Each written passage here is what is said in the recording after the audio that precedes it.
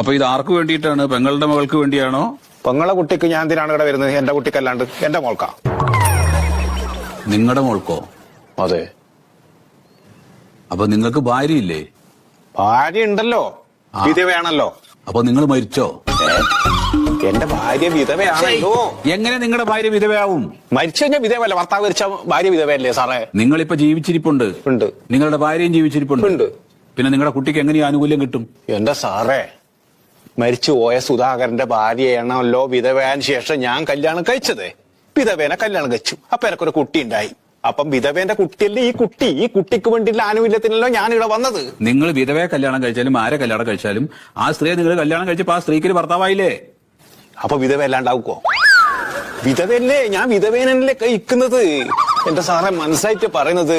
നിങ്ങൾ മരിച്ചു പോയിട്ടില്ല. ഞാൻ ജീവിച്ചിരിപ്പുണ്ടല്ലോ, ഇപ്പൊ ഇങ്ങനെ നിൽക്കുന്നുണ്ടല്ലോ. ഉണ്ട്. നിങ്ങൾ ജീവിച്ചിരിപ്പില്ല. ഞാനുണ്ട്.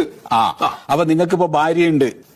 വിധവയായ ഭാര്യയുണ്ട്. വിധവയായ ഭാര്യയല്ല, ഒരു വിധവയെ നിങ്ങൾ കല്യാണം കഴിച്ചു. അപ്പൊ ആ സ്ത്രീ വിധവയല്ല. അല്ല സാറേ, മറ്റേ ഈ മൂപ്പർ മരിച്ചു പോയിക്കിട്ട് വിധവയായ പോലെ ഞാൻ കല്യാണം കഴിച്ചു. അത് മാറാൻ പോകുന്നുണ്ടോ? അത് കിട്ടില്ല. അതൊരിക്കലും കിട്ടില്ല. അതെന്ത്? ഇനി നിങ്ങൾക്ക് ഈ ആനുകൂല്യം കിട്ടണമെങ്കിൽ ഒരു വഴിയുണ്ട്. സാർ, എന്ത് വഴിയാണ് സാർ ആനുകൂല്യം കിട്ടിയാൽ മതി? പക്ഷെ അതിന് നിങ്ങൾ മരിക്കണം.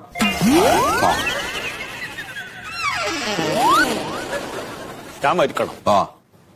ഞാൻ മരിച്ചിട്ട് സാധനം ഇതൊന്നും എനക്ക്